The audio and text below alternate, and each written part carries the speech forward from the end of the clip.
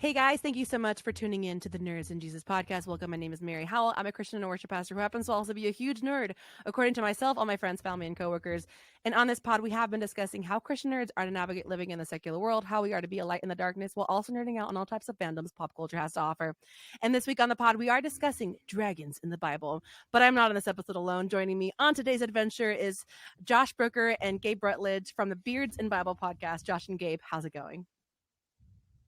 It is going fantastic, Mary. This is an absolute honor. So exciting to be on a Nerds podcast. I've never been on a nerd podcast, Nerds and Jesus podcast. Yes, welcome. We exist thank you. on a small side of the podcast world. You have a way cooler intro than what we have. So I'm jealous. I'm like, wow, she's got a cool intro. Yeah, yours is super professional. Ours is not. So. Okay. Yeah. I probably should change it. People can hear it's been the same thing for a year. This is our 1 year episode, actually. So this is like our 1 year. Cool. This is really going to release. So super exciting. That's awesome. Yeah, glad y'all are here. I always ask my guests 2 questions. So I'm going to change up my questions after this episode. This is the last episode. I'm going to ask these 2 questions. The first question is just how long have you been a Christian? And you're welcome to share a little bit of your story. So whoever wants to go first. So, yeah. You want me to go? Okay, yeah, I'll go first. I have been a believer and follower of Christ since the age of 9, and I'm embarrassed to say it's been 30 years now. So, I was led to the Lord by my father, who was also my pastor at the time, and had obviously ups and downs in my relationship with the Lord, but it's as I'm coming into my fourth decade of life, I can honestly say my desire, zeal, and passion for my faith and raising a family in my faith has definitely been the best it's ever been, the strongest it's ever been. So I'm happy to be on the podcast. Thank you so much for having us on. Yeah, very cool. Yeah. Well, Mary, I don't feel like I have to introduce myself to you. I've known you for a long time. I know. It's been since 2011. Oh, my goodness. What, 13 years? 14 years? Something like that? Yeah. Wow. I've known Gabe for 20 plus, but I've known you for 13 plus, I guess, at this point. But so my name's Josh. I have been a follower of Jesus since the year 2000. I grew up in a Christian family, but really made my faith my own when I was about 15 years old at a youth camp in North Georgia. And like Gabe said, had a lot of ups and downs. Gabe and I met in college, and I had some years of really running from the Lord until when I was about 25. I surrendered my life fully to Jesus, and shortly after started at the Experience Community Church, and that's where Mary, you and I met, because you and I led worship together for many years. Exactly. Crazy. I know. It's wild. Started from the bottom. Now we're here. That's great. But the second question I always ask my guests is, how big of a nerd are you? So I'm curious, like, where is your nerd card? You know, like, if you can choose your top fandom or game, that's your niche, you could talk about all day long, what would that be? I'm curious. Oh, man. Gabe, you want to go first? We should, Josh, rate each other. Like, I should rate you and you rate me. Okay, you go ahead. You rate me. Okay. You're definitely nerdier than I am. Okay. But you're also cooler than I am, and I don't know about that. Yeah. So I think you're more astute when it comes to movies and TV shows. I just don't have a life, and they tend to just kind of watch those kinds of things. But I would say Josh, out of 1 to 10, 1 being like. I don't know who's a famous quarterback. maybe I'm a nerd because I don't know who are famous. Yeah. I did, yeah. See, like I am not. I'd say he's a solid 5.3. That's what Josh is. So he's just well-rounded man. Yeah. But he can also ream off some serious football stats. And that's the fascinating thing about Josh. So I would say Gabe is probably. He also is an enigma. He's also a walking contradiction, because here's the thing. Like Gabe and I think, are both history nerds. So does that count? Yeah, we're really into history. 100% it counts. Yes. Okay, so him and I can nerd out and talk about Civil War battles and World War II aircraft and this, that, and the other and stuff like that. I think I would give Gabe, if we're counting his obsession with history and military history, I think I would give Gabe probably a 6 or a 7. Okay. Nice. But when it comes to like pop culture, all things pop culture and everything sports. Yeah, clueless. Yeah, absolutely. So that's probably why he's +5 because his. Well, have you read Lord of the Rings or watched no? None of this. I have watched them, and I've even watched a large portion of, but I can't remember the name of it, so maybe it doesn't count. The ones that just came out with it's the Josh, help me out. What? The ones that just came out. No. The new Lord of the Rings series. Yeah, the Lord of the Rings Ring of Power. Ring of Power. Yes. Yeah, and I enjoyed that. I just can't remember the name of it. Yeah, Rings of Power. It's great. Okay, Rings of Power, yeah. Mary, to answer that one for me, I was a high school English teacher, and so I kind of had to know just enough fantasy. Yeah. Does that make sense? So, like, I had to, and also, Chronicles of Narnia, it counts if you like Chronicles of Narnia. That's nerdy. So, I've read Lord of the Rings. I've read Chronicles of Narnia. I also am connected to a family full of huge nerds. Like, my brother plays this game called, I'm going to mess this up. Is it Warhammer? Is that a game? Yeah. Mm-hmm. It's a tabletop game. Yeah, he loves it. He plays it all the time. Nice. And he also was a guild leader on World of Warcraft for a long time, and I think he plays D&D. Yeah, that's very up the alley. Okay. That's great. And they were obsessed with Lord of the Rings growing up. I just have easy access to dice, and especially my Lord of the Rings mug that I have. Oh my gosh, look at that. Dragon. It's just right here. Yeah. Speaking of dragons. But before we get to that, if you want to go ahead and do your intro, that way we could have it on there. Well, you know what? I think yours was great, so we'll do that because my intro is not that great. So we'll keep all this on the clip. So ours is literally me just saying on the episode. This is what's happening. Well, here's what ours is, and if you're a listener to Beers and Bubba, you know this.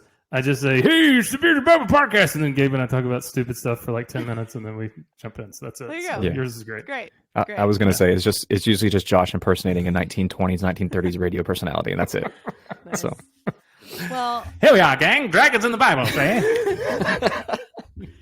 But I want that to be just the intro random talk of the episode. So I might have to I'll slip into that every now and again. That's great. Yep. But speaking of dragons, we're here to talk about dragons in the Bible. What I guess before we get into the actual topic, what is when you first think of dragons, what is your experience with dragons? Or for me, I think I obviously am holding a mug that has a dragon on it, so I obviously love dragons, but because of Dungeons and Dragons of that realm and fantasy and all that, I'm obviously tied to it. But what was your thoughts when I kind of said, hey, let's talk about dragons in the Bible? Well, I think it's a very interesting topic for a number of reasons, and we'll talk about it tonight. But I think one of the most interesting things about it is that cultures on several different continents with, Chinese culture and Mesopotamian culture and European culture all share a common mythology of dragons. It's wild. Yeah. Yeah. And to me, that's pretty noteworthy and interesting.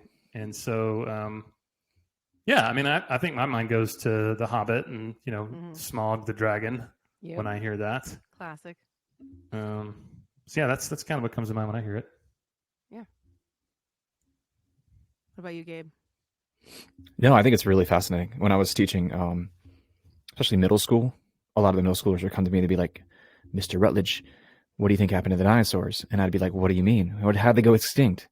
And I'm like, are they extinct? And I would pick their brains and be like, well, what's a dinosaur? And they'd say this and this and this, or sometimes they'd ask about dragons. And I would kind of push back and be like, well, what is a dinosaur? And they'd be like, it's a large carnivorous reptile. And I was like, well, we live in Florida. Are there any more carnivorous reptiles, around, and they'd be like, yeah, alligators. I'm like, okay, there we go. I mean, so there's a possibility that maybe, dragon.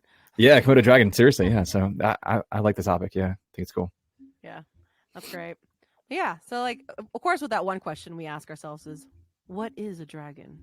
because people have mistyped dragons because they immediately think they only have like two legs, right? They have 4. That's the very important. There's a difference. Yes, very much so. Yeah. So the word dragon is an interesting one. It entered our language in the early 13th century. And from what I have researched in preparing for this podcast, I found out that it comes from the Old French dragon, which if you want to sound fancy, you could say, oh, look, a dragon. That just sounds French. Which in turn comes from the Latin Draco. And our word for dragon means huge serpent or dragon. And so as you look through kind of what different cultures around the world have understood a dragon to be, obviously it's morphed over time, but it's usually understood as a hybrid of a reptilian snake-like creature with above average intelligence. And I found this to be interesting. In some mythologies, almost has like a hybrid and mammal and bird presence as well. So a really unique creature. And again, if you've read The Hobbit, I mean, you think of Smaug, the dragon that has his lair with all the treasures and stuff like that. But super interesting. Really, huge serpent is kind of what it means. Yeah, it's wild to me. Just because I also like kind of looked at that question, like, what is a dragon? And it's just like, it's kind of wild of just how many cultures have a type of dragon in their culture as well. Like, I think that's so interesting to me because, especially how far back it goes. It's like, how did it not exist in a way? I have to think about that because of the amount of places and art that it's depicted in. Sure. Yeah, very kind of crazy. But with dragons, what the question we always, I guess we ask ourselves, and kind of the reason why we brought this question to the table, are dragons a myth? Are they real? Are they true? We think of fantasy and immediately our mind does go like, oh no, it's not. But then the amount of cultures that do talk about it, it's kind of one of those things like how it's kind of almost impossible to ignore in a way, Yeah. Are they a myth? I would say it depends on what you mean by myth, because there's one definition of a myth that's just a historical traditional story that can or cannot be true. Then there's a second definition of a myth, which is a widely held but false belief or idea. So like the leprechaun, I would say, is a myth, like a false, idea or myth. Except for the one in Mobile. Give me the gold.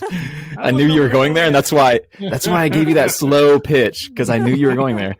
See, this is what happens when you know each other too long. It's just your sense of humor. Could be a crackhead. Got hold of the wrong stuff. No, got a hold. I think like Chupacabra is probably a myth in that sense. But as far as a traditional story, especially one concerning early history, I think dragons, like you mentioned, it seems like there's a lot of archaeological, traditional, artistic evidence for there being dragons at some point in human history within our collective memory. And I think it's very well. Now, it also depends on what you mean by dragon.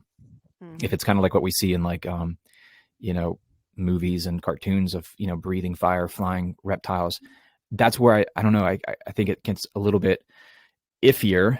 But if you mean like large lizard-like reptiles or serpent-like reptiles, I think that definitely they were in existence, overlapped with humanity, and to some large extent still are. I think if you just look at like Asian cultural arts, for instance, dating back for the past several centuries, dragons just consume the imagination of Asian artists. It's just very prolific. Like you said, there's just a lot of evidence for it. So I would say yes and no. Depends on what you mean by myth. Depends on what you mean by dragon. But definitely, it seems like there's some credible evidence for some large reptile-like creatures that overlapped with humanity. And it's even interesting for them to almost have that same almost theme around as far as like dragons, like fire breathing dragon, when we think of like, you know, and Smog and all that. But the fact that it's always, you know, it's always a brave hero rooting to slay the dragon. It's always a constant like theme in kind of any, oh, there's a dragon, okay, we got to slay it. Oh, there must be treasure around it. It's just kind of this whole stigma around it for sure. Then I guess what we're used to just from stories and from just mythology and kind of all that that comes with it. But yeah, it's definitely interesting, and it's piqued my interest. I think everyone really, especially, I mean, nerds and non-nerds, you know, because we see it throughout all of history. It's there, you know, we can't ignore it. I mean, they even made a game around it, Dungeons and Dragons. There's the names in it, but yeah. So, but with that, you know, I guess the whole question is, all right, so if dragons, no matter what kind of dragons, like when do they even first appear? You know, when, like that's the, you know, when was the very first mention of the dragon like ever occurred? Yeah. Well, that's kind of hard to tell. But as far as we know, the oldest mention of draconic creatures, which is just fun to say, first show up in the mythologies of the ancient Near East and appear in ancient Mesopotamian art and literature. So we're going to talk a little bit about the Book of Job and some of the mentions of creatures in the Book of Job. And so some scholars would say that there were stories in Canaanite religions that talked about God slaying giant serpents. So if you read the Old Testament, you're familiar with the Canaanite god Baal or Baal. And so it's really interesting that there were certain draconic creatures that were connected with that. And we also see in Egyptian mythology a creature called the Apip. We see in the Rig Veda, which is Indian writings, I think I'm saying this right. If you speak an Indian language, forgive me. The Vitra, I think is how you say it. We'll talk about Leviathan here in a minute and talk about what that creature might have been. The Grand Goal in the Poitou region of France. In Greek mythology, you know, you're probably familiar with the Hydra. That would be a character that you might have heard. The Kolchedra in Albanian mythology. The Unhikrilia, I think I said that right. It's great. Yeah, thank you. In Lakota mythology, so if you're an expert on Lakota languages, you can write me a nasty email because I probably butchered that. In Norse mythology, you see a ton of different dragons. The Jormungandr, the Nihurgardr, and the Fafnir. That sounds like things you'd buy at IKEA. It does. Yeah, doesn't it? And, you know, obviously, if you've read the epic Beowulf, there's Grendel and Beowulf, which would have been a draconic creature. So, yeah, so, I mean, you see it really all over the place. And most anthropologists would say that they're there because it was probably a convergence of rational pre-scientific speculation about a real event. In other words, there were real creatures that probably influenced the creation of the mythology of dragons. Does that make sense? Yeah.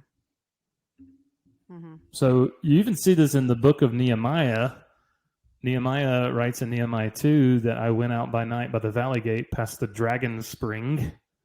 So there's something that an area of Jerusalem during the time of the Persian Empire that was called the Dragon Spring.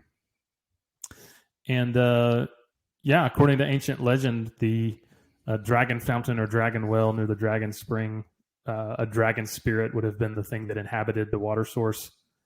And then in the book of Esther, you see that Mordecai has a dream, and he sees two great dragons that come forward, both ready to fight. So, yeah, it's really interesting. It's all over the place. You see it in the Bible, probably because, again, like we said, there's some sort of convergence between something that people really saw and then maybe some speculation, and then, like Gabe said, perhaps humans and dinosaurs might have coexisted for a time, which It's like, I mean, a T-Rex could have easily had wings, right? Like, what? Well, maybe so. I mean, but you've seen Jurassic Park, right? I mean, all the different types of dinosaurs. Crazy. Yeah. Yeah. So, and with that, let's talk through the very first mention of dragon in the Bible. When is the very first time it's ever mentioned? Yeah, that's a really good question. I'll take this one, I guess. The Bible wasn't written in English. Obviously, the Old Testament was written in Hebrew and the New Testament written in Greek, so that word dragon doesn't appear in those original languages at all. But what we have, if we look into the Hebrew Bible and the Old Testament, is really like 3 words, which could be translated as something along the lines of a dragon. And those words are Tanin, Leviathan, and Rahab. They describe kind of like many times like an enormous or ferocious sea monster. And in every instance, this creature represents kind of like a force of chaos, and it's opposed to the God of the Hebrew Bible. And later we'll see in kind of apocalyptic literature, like in the book of Daniel, that God wages war against the dragon and kind of keeps him in check by his superior power. Mm-hmm. But if we look at like Psalm 74:13, it says, "You divided the sea by your might, and you broke the heads of the Tanin in the waters." So here we have a glimpse in this Tanin as some sort of large creature that lives. Mm-hmm. It's an aquatic creature, right? But the word Tanin appears like 14 times in the Hebrew Bible. It can be like serpent or snake, but apparently at times it is aquatic, lives in the water. So if you look at like Exodus 7:9-12 or Deuteronomy 32:33 or some of the usages of that. But the second word is Leviathan. Mm-hmm. It's at its core, it kind of means like this root means to be coiled or twisted. Isaiah 27 describes Leviathan as like a fast moving serpent, like a sea monster. So it gives us a little more idea. So like Tanin and Leviathan has some similarities, I guess. Psalm 104 verses 25-26. God is praised as the one who created the habitat for the Leviathan. It says, "There is the sea, vast and spacious, teeming with creatures beyond number, living things both large and small. There the ships go to and fro, and Leviathan, which you formed, to frolic there." Which sounds funny to me, like the sea monster frolicking in the ocean. Frolicking sea monsters, yes. Yeah. Frolicking in the water, yeah. The third Hebrew word, which you can kind of think of and maybe translate as a dragon or something along those lines, is Rahab. Rahab, it kind of has the Hebrew root. It means basically large. There was a city, there's actually a city here in southern Alabama near me called Rehoboth, but it means very spacious place. Rahab means large, spacious. And all of these biblical references to this creature, this Rahab, are kind of poetic in nature, like Psalm 87:4, Isaiah 30 verse 7, Ezekiel 32. It kind of refers to God's defeat of a chaos-causing monster, while others represent, oddly enough, Egypt as an enemy that appears fierce and powerful but proves to be helpless. So it's interesting. This Rahab is used exclusively in a poetic sense, but it also is kind of this creature that certain nations are kind of personified through. And so it's really interesting. But those 3 words, I would say, Tanin, Leviathan, and Rahab, those can kind of be understood as something. We don't have a lot of details, a lot of explicit description, but those could probably be, those are the best candidates for being what we would now call or refer to something along the lines of a dragon. Yeah.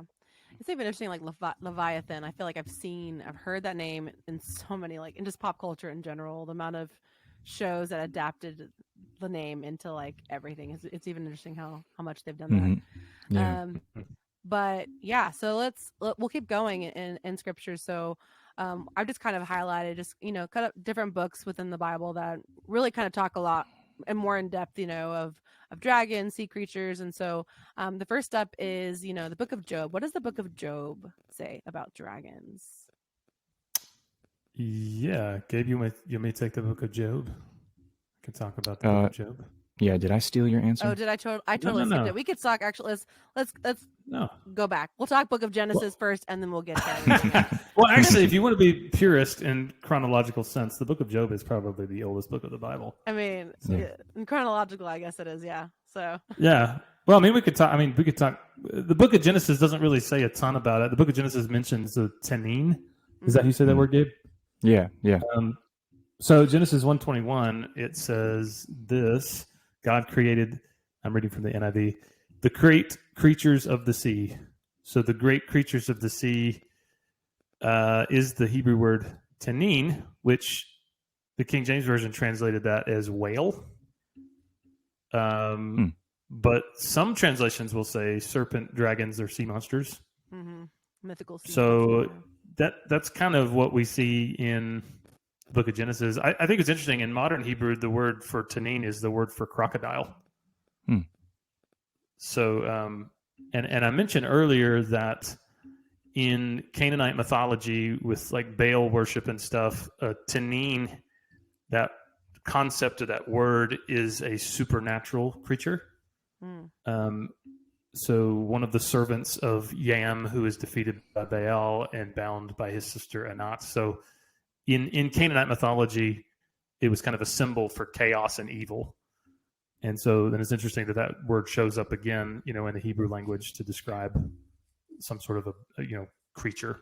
So well, the modern Hebrew word for ocean or sea is yam, which is interesting. So this tanin and yam are connected too. So it seems like the aquatic version of what we would call a dragon or a dinosaur. Interesting. Yeah. So the book of Job would have two. That would be Leviathan that Gabe mentioned earlier. Yeah. Do you want to read some of the from Job a little bit? Kind of where that. Yeah. So Job 41, God is basically saying to Job, you have questioned me, but let me ask you some questions about like nature and the creative order. And so God starts to ask him questions about Leviathan.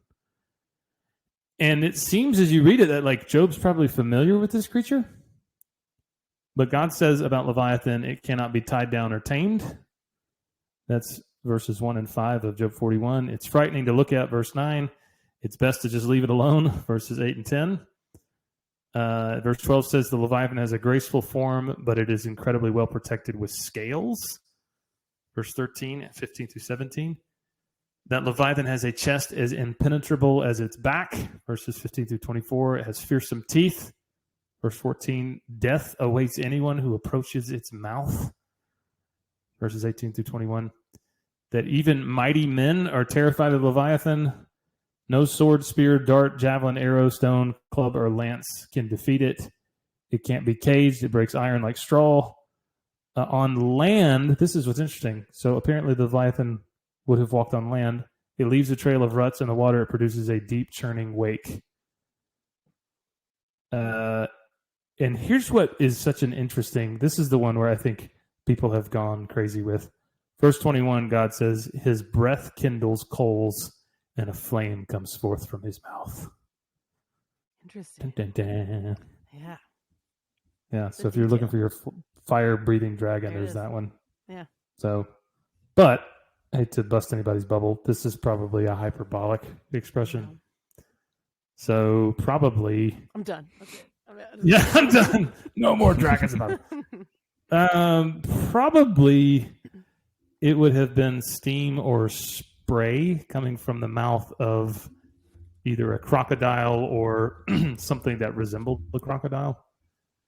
So scholars have said maybe it's a crocodile, a whale, a shark, maybe a dinosaur. There's a whole school of thought that Leviathan is a supernatural being that's a chaos agent. And so this is kind of apocalyptic literature. But, I mean, what do you guys think? When you think of that description, what comes to your mind when you hear that? I don't know.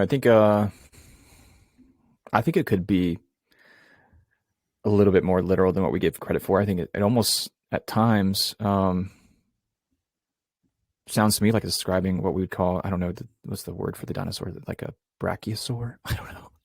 Like there's sometimes when I'm like, oh man, it sounds like he's familiar with these large reptilian creatures. Yeah. I mean, it could be that he's just using what he already has observed of these animals to represent a larger principle or idea or thought. could be what's going on. So we could both be right in that scenario. But, yeah, because if not, like, I mean, that's some imagination, like that's really unique. If that's the case, there has to be some truth to it, definitely. Let's team up on Josh and not let him bust our bubble. He can't do this. Stop it. Like, maybe not exactly like what we think of a dragon, but I mean, it has to be something. It's kind of like, I mean, especially at this early, in time, in a way, it's like. Yeah. I mean, for us, and now we could easily create something from our head because we have this history to go back off of, but the fact that it's like, it's like, where did he come up with this idea in a way of just, it's so creative in a way. It's just, it's unique. But I mean, again, personally, I think I think God is describing to Job a massive crocodile. And I think the clues to that is all the description of the scales and impenetrable chest as its back, has big teeth, and when it walks on the land, it leaves a trail of ruts. And in the water, it produces a deep churning wake. Must be some really large crocodile. Well, too, like if you think about the world before the flood. Exactly. Huge. I mean, yeah. Then it might have been, there's some, I mean, Gabe, you grew up in Florida. What's the biggest alligator that you saw growing up? I used to live on a canal in Palm Coast, Florida, and we used to swim in this canal, and there would be rather large not crocodiles, but alligators swimming in the canal with us, and we just didn't even think twice about it. Like, it wasn't a big deal to us. But I remember my wife's family, however, she grew up on the other side of the state.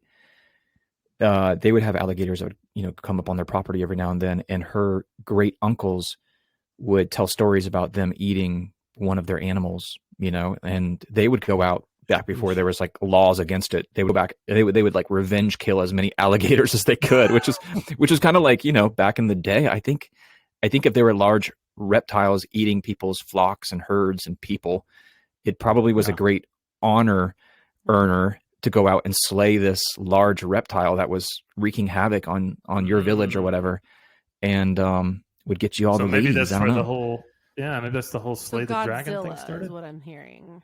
Yeah.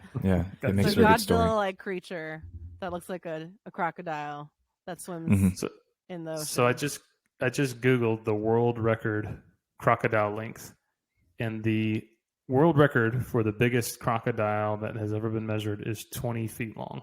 Good Lord. Wow. Wait, what? I forgot. What's the difference between alligator and crocodile? I already forgot. Is it? Well, Steve Irwin wrestled, may he rest in peace, wrestled one, and he didn't the other. I think it's just saltwater and freshwater. Is it? No. I mean, like crocodiles are freshwater, but I think crocodiles are primarily, they don't live in North America. Although they are taking over Florida. Crocodiles are being found in the Everglades, taking over.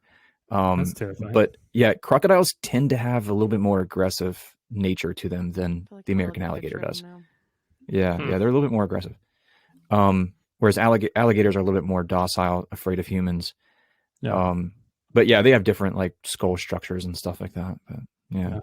Other than that, they're pretty similar. There's another animal that I didn't get to in the book of Job that may fit the bill for a dragon as well.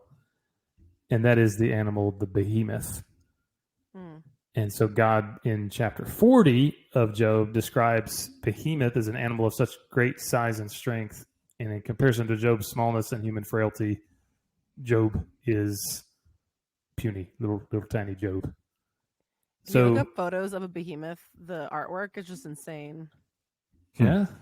Does it look like a dinosaur, or does it look like... No, it looks like a large mammoth like creature, almost. Like, look creepy. Yeah, that is. So what's interesting about the description of the behemoth, oh gosh, I did look it up. That looks terrifying. Yeah, it's kind of creepy, actually. One looks like an upright elephant that has arms. That's weird. No. Yeah. Well, the description of the Bible probably isn't that scary.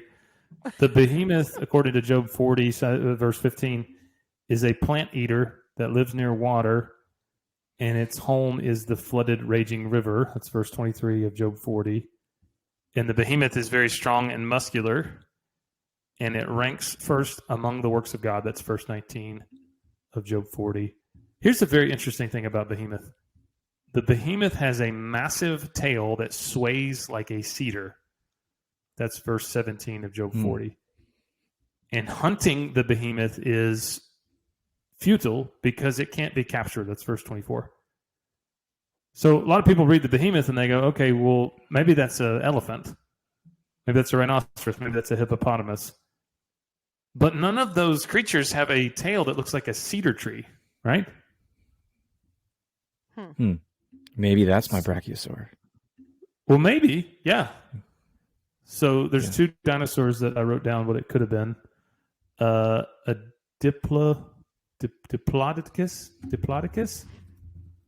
That sounds like a man that fought for the Greek army in the Trojan War.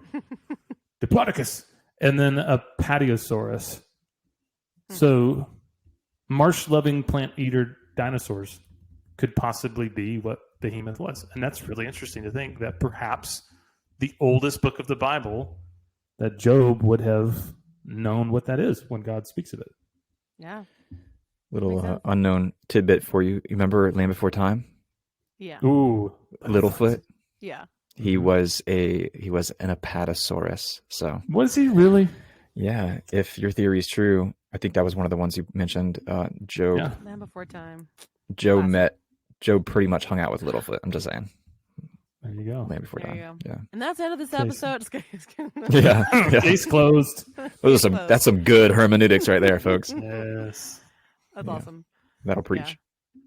So I guess So man, Job definitely has a lot of things to say about dragons, and I can kind of at least kind of like what we could really conclude from an overall of just dragons in general. But so we'll go on to the next book.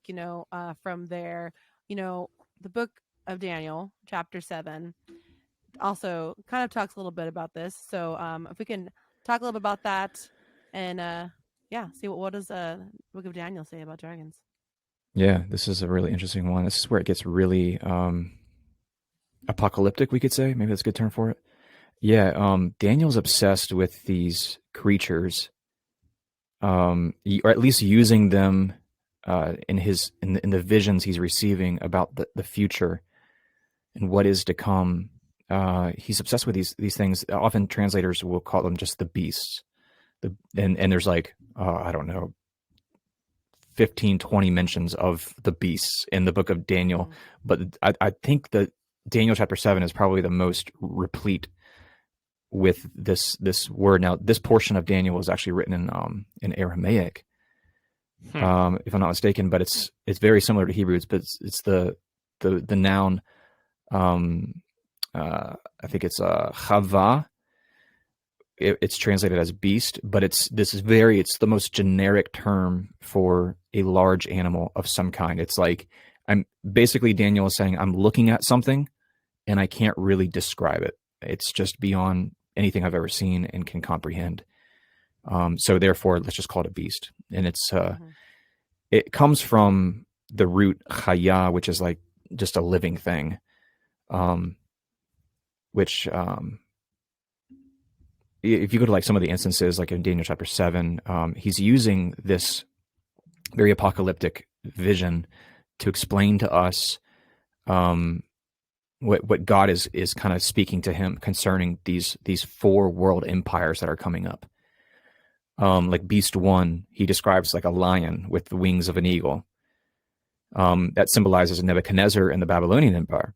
And then Beast 2, that he describes in Daniel chapter 7, is like a bear, and it's supposed to symbolize the Medo-Persian Empire. Beast 3 is like a leopard. It has like 4 bird-like wings on its back and 4 heads, and it symbolizes Greece, according to a lot of biblical scholars and stuff, and how they translate it. Beast 4, he describes it as terrifying and frightening and very powerful. In Daniel chapter 7, it has like bronze claws, large iron teeth. It crushes and devours its victims and tramples underfoot whatever was left. It has like 10 horns, but it definitely can probably our best candidate for being a dragon-like creature in the book of Daniel. But just lots and lots of symbolism. Maybe the 4th beast represents the Roman Empire. So yeah, Daniel is using this word very repetitious, this chava, this or from the root chaya, which is like just a large beast. I can't fully comprehend and explain what it is. So I'm just going to put this kind of catch-all generic phrase on it and then try my best to explain to you what it is so that you can know what's going to come in the future and know that, despite what's going on around me right now, God seems to know what kings are going to rise and what kings are going to fall and what they're kind of the characteristics of those various empires. So it's a very fascinating chapter. It's very cryptic. It's very apocalyptic, but it's fascinating to read Daniel chapter 7. I think one would do well to read the entire chapter and then also go over and read Revelation chapter 13. The two seem to be kind of married together in the same kind of theme and essence of each other. Yeah. Yeah. Good. Yeah, it's definitely interesting. When I had Googled, I was like, all right, dragons in the book of Daniel.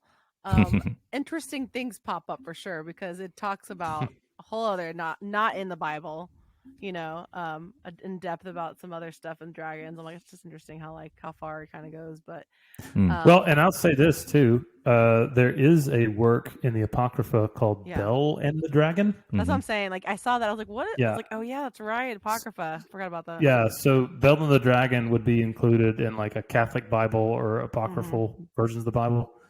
And Bel and the Dragon it's really interesting. It basically would be like, here's some more of the story of Daniel. And so part of the story of Bel and the Dragon that's in the apocryphal Bible is there is a dragon that's worshipped by the Babylonians. And so Daniel somehow is able to expose the dragon as not a deity and an inferior being by feeding the dragon a mixture of pitch, fat, and hair that causes the dragon to burst open. So weird. Yeah. Yeah. So I think that's interesting to note that even though this is to be considered scripture, this is an old work, probably written in the Second Temple period. So probably right before the birth of Christ or sometime after the exile. And for those listeners who don't know what the Apocrypha is, can you kind of just like touch on that just a little bit for those who don't know? Yeah, so the Apocrypha would be considered writings that most Jews even today wouldn't consider scripture, but they would consider important books, perhaps of history or tradition. Gabe, do you think that's a fair assessment of that, or do you have anything to add to that? Yeah, I think, but they're also canonized in the Catholic Bible. So if you have a Catholic canon of scripture, you're going to get the Apocrypha in it. Yeah, which have things like the Book of Maccabees and Jubilees, Jasher, so on. So yeah. Interesting. So, and that's the thing is, it would be considered important to the history of the Jewish people, but in terms of would it be canon? Would it be considered scripture? Would it be considered God-inspired? Most Christians, theologians would say probably not. But I think Bel and the Dragon is interesting because it says that apparently the Babylonians worship dragons. Yeah. Or at least the Jews coming back from the exile remembered it to be so. So yeah, interesting. Yeah, crazy. So with the book of Daniel, we continue. We'll jump to the end of the book of the Bible, to the book of Revelation. So a lot of fun things. Revelation, I think 12 and 13. So let's talk a little bit. What does the book of Revelation say about dragons? Yeah, the book of Revelation is again very full of this imagery of a dragon, and it's kind of like this. At the beginning of the Bible, you have people living in God's presence, Adam and Eve living in God's presence in the Garden of Eden.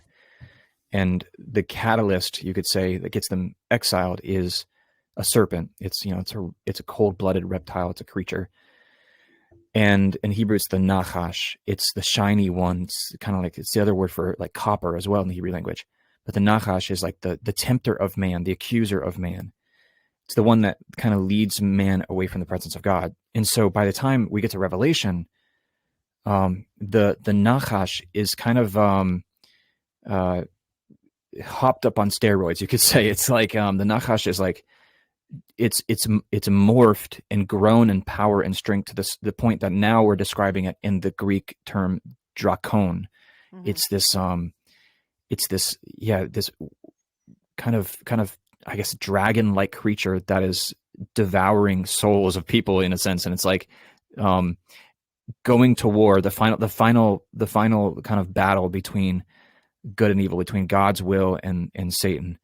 Like Revelation 20 verse 2, it says he sees the dragon, that ancient serpent who is the devil or Satan and bound him for 1,000 years.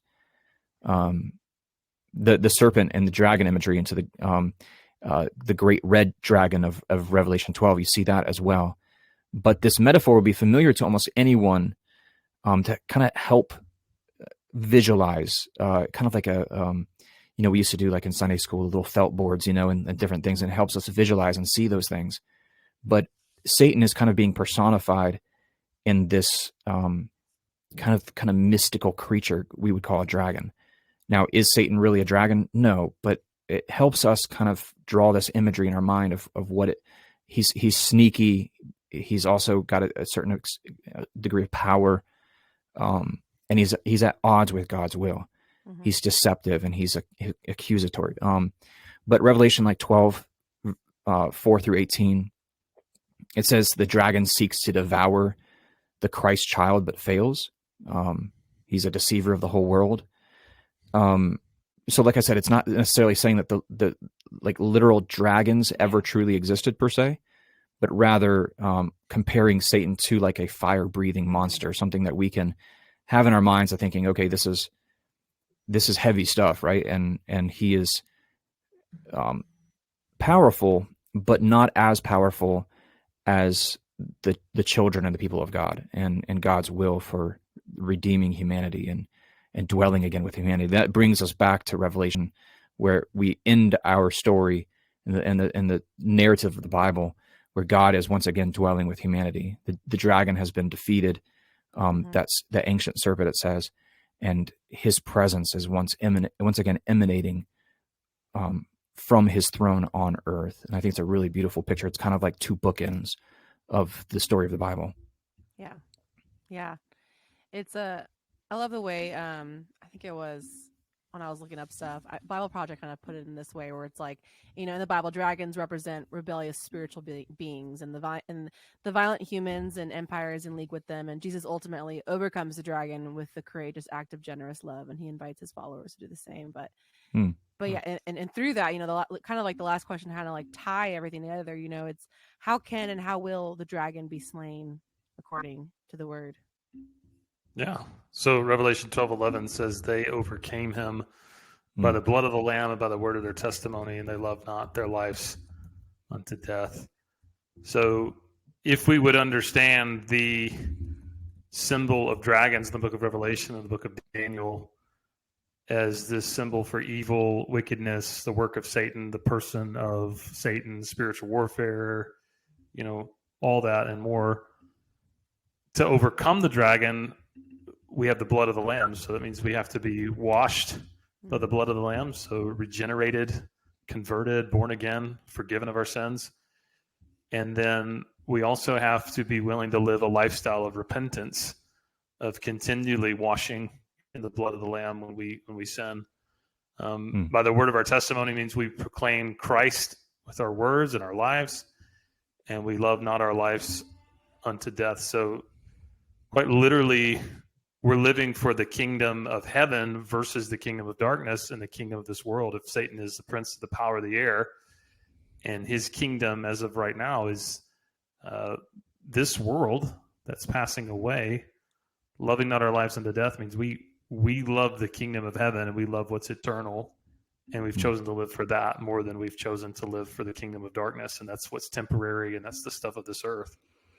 So yeah, really interesting because like we've said, in every instance in the Bible where there's this dark symbol of wickedness, it's Yahweh that kills the dragon and keeps the dragon in check. But then in Revelation, it says that they, the saints, overcame him. Yeah. And they did it by the blood. Well, it's like right after the exile from the garden, Genesis 1 and Genesis 2 happens and we get exiled from the garden. It's like you mentioned, Josh, it's like we're given a very first glimpse of hope in Genesis 3, verse 15. It says, God's speaking to the serpent, I will put enmity between you and the woman, and between your offspring and her offspring. And here we get in the entire Bible the first glimmer of this figure called the Messiah, who will come on the stage, and it says, he will bruise your head, and you shall, or it should be, he will crush your head, and you will bruise his heel. So it's like we get the very first promise that even though there's like God saying, guys, you can't be in my presence. You've sinned. You've fallen short of my glory. I have to remove you from my presence, but there's hope. There's going to be victory in the end of this story. I think it's a really beautiful example of God's love for humanity and for his creation. Yeah, and that we're even invited to confront the dragon with that same, strong trust and resist the temptation to even become the dragon in itself too. But yeah. And it ties full circle of that whole imagery of what we've always known of dragons, of like, oh, we just need to slay the dragon, of like, this is the ultimate how we slay the dragon, how the dragon's slain. But Mary, do you think you and I could write a worship song called Dragon Slayer? It's already on the works. I've already started the first verse, so I'll send it over. Would a worship song called Dragon Slayer, would it be like a medieval like, Lord is the Dragon Slayer, or would it be like heavy metal, like I just hear heavy metal in my head, but I don't know about the other version. You could do two different versions of that. Yeah, we could do put that on Spotify. The Middle Earth version and then the heavy metal version. So we'll work on that. Yeah, that would be amazing. Yeah, that's pretty great. I think right now I'm working on a new graphic. Side note, I have our friend Billy who's kind of redesigning our podcast stuff, maybe to be around that subject. So I'm super excited about it. So we shall see. It's on the works. Yeah, album art. It's good. I know. There you go, Dragon Slayer. We're gonna call it Dragon Slayer. Just look in the back. Change the name of the podcast. It's called Next the Worship Dragon Slayer Night podcast. Next Experience Community Worship Night. Kyle Elkins, if you're listening. I don't think he listens to it, but I'll make sure he listens to this part. We've done our podcast for 4 years. I don't think he's listened to a single episode. So I've invited him on it for the Ghostbusters ones, but he's out of town. So well. Anyway, I think the closest we can get to Dragon Slayer this side of that song being made would be Josh. Satan Bites the Dust by Carmen. I'm just saying. Yeah. Oh my gosh. Satan Bite the Dust. Carmen. Oh man. That video for that song was just so formational in my childhood. Well, yeah. Wait a second, Mary. Do you know about Carmen and Satan Bites the Dust? Well, I know Carmen. I've seen. I know some of the songs, but not. That sounds interesting. When this podcast is over, before you go to sleep tonight, you need to go on Spotify and listen to the great rock opera, Western themed rock opera, I might add, of Satan Bite the Dust by Carmen. Watch it on YouTube. It's absolutely terrifying. It is. It's like Meatloaf meets the Dirty Dozen meets Satan, but meets exactly Carmen in his tube socks before I go to bed. Yeah, it's great. Carmen in his tube socks. Yeah. Like wake up like. Man, he's a cowboy in that one. Yeah, there you go. But very cool. Well, I feel like a Dragon Slayer sticker just needs to come out of this episode for some reason. So yes. But cool. Well, thank you guys so much for jumping in on this episode, and and going in depth about dragons in the Bible. Even I'd read some of the stuff, but I was even fascinated listening. This is so crazy. It's so cool.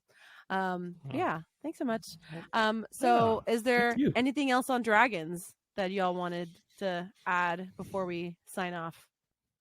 The original Pete's Dragon from the 1970s was a really good movie. You guys remember that one? No, I don't. It was an animated Disney movie, but it was like live action and animated. Oh yeah. I know what you're talking about. Remember that? Yeah. See, I'm thinking of more of the classic Dragon Tales, but that one was good too. Yeah, classic, very very classic. Very cool. Well, yeah, the lady for Pete's Dragon, she was good looking. I had a crush on her when I was a kid. So that's all. Wasn't there a dragon in the Reading Rainbow theme song? Wasn't there a dragon too? Was there flying around? I mean, the Reading Rainbows, like Reading Rainbow, like that song. I think. Yeah. If you actually watch it, watch the theme, watch the opening intro to it. There's a dragon flying around. Mary, here's an interesting idea for your podcast. LeVar Burton, the host of Reading Rainbow, through his commitment to education on Reading Rainbow, he went on to become a character on Star Trek. You ever thought about that? No. That would be very nerdy. Yeah. Yeah. Yeah. And that's the power of reading. You can go pilot a spaceship with glasses that you can't see through. Yeah. It's fantastic. This is going to go on all night. You might just want to wrap this up, Mary. Probably cut us off because we'll just keep going. I already stopped the episode a while back. I mean, it's gonna. Yeah. Oh gosh. But anyway, is there anyone anywhere our folks can find y'all's podcast online? Where can people find you? Yeah, so we are on Spotify, Apple Podcast, Podbean, and the YouTubes. So pretty much anywhere you get your podcast, we are there. And you can send us an email at beardsandbiblepodcast@gmail.com if you have any questions for us. We love getting questions from listeners, and actually a lot of our content gets decided on by our listeners. So if you have questions about the Bible or anything like this, just send us an email. We would love to take a crack at answering it. Yeah, I was going to say, what can you kind of share a little bit about what your podcast is about, what you all discuss, various things? Okay, what would you say? Yeah, we like to take those topics that they don't like to talk about on Christian talk show things, and we'd like to delve into them and pick them apart. We've done topics like flat Earth. We've done sacred name theology. Gosh, we've done the new Reformation, new Apostolic Reformation. We've done so many cool things that people we've just done UFOs. We've done psychics, Tom DeLonge and UFOs. Spirit mediums. Yeah, Tom DeLonge. Whole episode on Tom DeLonge. Well, listeners, definitely go check out their podcast. It's pretty great. Very cool. Well, yeah. Well, thank y'all again so much for being on this episode. And for the rest of your listeners, we'll see y'all next week. Cool.